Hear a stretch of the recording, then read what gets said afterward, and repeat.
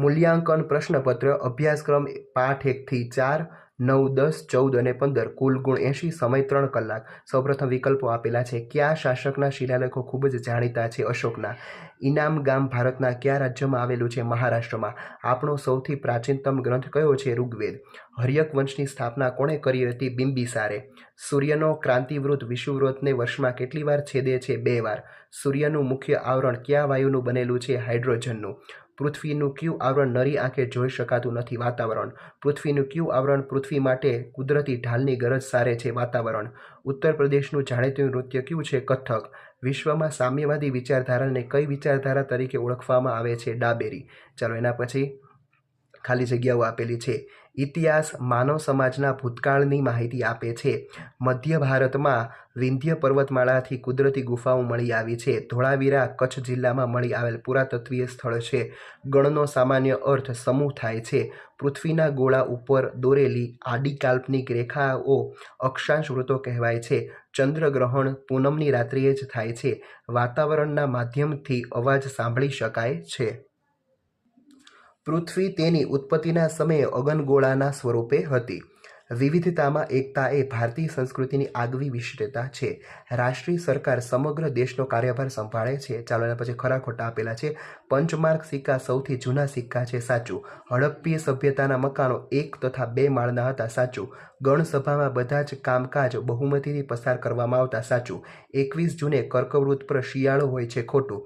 સમુદ્રોના પાણીમાંથી મીઠું મેળવવામાં આવે છે. સાચું. પૃથ્વીની સપાટીથી ઊંચે જતાં હવા ઘટ્ટ થતી જાય છે. ખોટું. વિશ્વમાં સૌથી વધારે મતદારો ભારતમાં છે. સાચું. ચૂંટણીમાં કેટલીક બેઠકો અનામત રાખવામાં આવતી નથી. ખોટું. ચાલો એના પછી બંધ બેસતા જોડકા રચો. ઇસ્લામ મુસલમાનો, શીખ પંજાબીઓ, ઝરથોસ્તી પારસીઓ અને હિન્દુ તો કે હિન્દુઓ. ચાલો એના પછી તમારી ઉત્તરવહીમાં પૃથ્વીના ગોળાનું વર્તુળ દોરો અને તેના પર કટિબંધો દર્શાવી તેમના નામ લખો. પાઠ્યપુસ્તકમાં પેજ નંબર 53 ઉપર આ સવાલનો જવાબ આપેલો છે. પ્રશ્ન 3. નીચેના પ્રશ્નોના ઉત્તર 1-2 વાક્યમાં લખો. ગમે તે 8. ટોટલ 10 પ્રશ્નો આપેલા છે. ગમે તે 8 તમારે લખવાના રહેશે. અહીં જે નાના પ્રશ્નો છે એ મેં લખેલા છે. મોટા પ્રશ્નો છે એમાં તમને પેજ નંબર છે એ સ્વાધ્યાય પોથીના આપેલા રહેશે. આપણા દેશને કયા 2 નામોથી ઓળખવામાં આવે છે? ભારત અને ઇન્ડિયા. આદિમાનવ સૌપ્રથમ ચક્ર એટલે કે પૈડું બનાવતા કેવી રીતે શીખ્યો હતો? તો કે વૃક્ષના થડ અને લાકડામાંથી શીખ્યો હતો. સિંધુ ખીણની સંસ્કૃતિની સૌથી વિશિષ્ટ બાબત કઈ હતી? ગટર વ્યવસ્થા. સત્તા માટે કયા કયા રાજ્યતંત્રો વચ્ચે હરીફાઈ થઈ? મગધ, કૌશલ, અવંતી અને વત્સ. 180 અંશ રેખાંશ વૃત્ત કયા નામે ઓળખાય છે? આંતરરાષ્ટ્રીય દિનાંતર રેખા. યુરેનસ ગ્રહની શોધ કોણે કરી અને ક્યારે કરી? 1781માં વિલિયમ હર્શલે કરી. ઓઝોન વાયુ શું કાર્ય કરે છે? પારજાંબલી કિરણોનું શોષણ કરી જીવસૃષ્ટિને બચાવે છે. પૃથ્વીનો પોપડો શેનો બનેલો છે? માટી અને ઘન પદાર્થોનો. ડૉક્ટર રાધાકૃષ્ણનને રાષ્ટ્રીય એકતા વિશે શું કહ્યું છે? આ પ્રશ્નનો જવાબ થોડોક મોટો છે એટલા માટે અહીંયા સમાતો નથી, માટે તમને પેજ નંબર 55 છે એ ઉપર જોઈ લેવો. લોકશાહી સરકાર કયા કયા સ્તરે કાર્યો કરે છે? તો કે સ્થાનિક સ્તરે, રાજ્ય સ્તરે અને રાષ્ટ્રીય સ્તરે કાર્ય કરે છે. ચાલો નીચેના પ્રશ્નોના ઉત્તરો ટૂંકમાં લખો. વાતાવરણમાં પરિવર્તન આવવાથી આદિમાનવના જીવન પર શી અસરો થઈ? પેજ નંબર 18 ઉપર જવાબ આપેલો છે. ઇતિહાસકારો અને પુરાતત્વ શાસ્ત્રી ઇતિહાસનું અધ્યયન કેવી રીતે કરે છે? પેજ નંબર 10 ઉપર.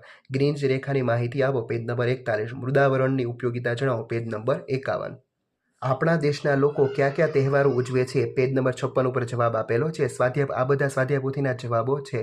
લોકશાહીમાં સરકારનું શું મહત્વ છે? પેજ નંબર 63 ઉપર જવાબ આપેલો છે. નીચેના પ્રશ્નો ઉત્તર 7-8 વાક્યોમાં લખો. હડપ્પી સભ્યતામાં લોકોનું આર્થિક જીવન કેવું હતું? પેજ નંબર 26 ઉપર. સ્થાયી જીવન માટેની જરૂરિયાત શા માટે ઊભી થઈ? પેજ નંબર 19 ઉપર. દિવસ રાત લાંબા ટૂંકા શાથી થાય છે? પેજ નંબર 43 ઉપર. જનાવરની ઉપયોગિતા જણાવો. પેજ નંબર 52 ઉપર.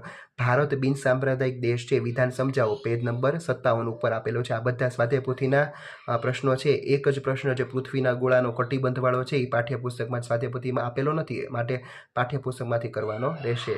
Thank you.